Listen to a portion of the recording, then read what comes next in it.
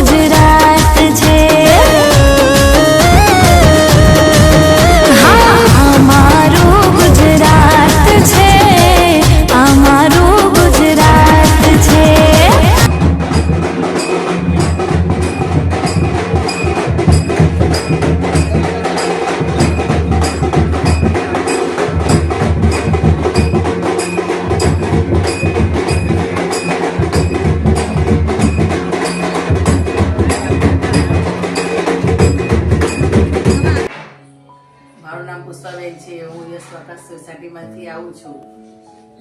મને સ્નાયુ બહુ નબળા પડી ગયા હતા અને બ્લડ જાડું થઈ ગયેલું, એ બધી મને તકલીફ હતી. પછી મારા ભાઈએ મને કીધું કે તમે અહીંયા નુગાવેશમાં આવો.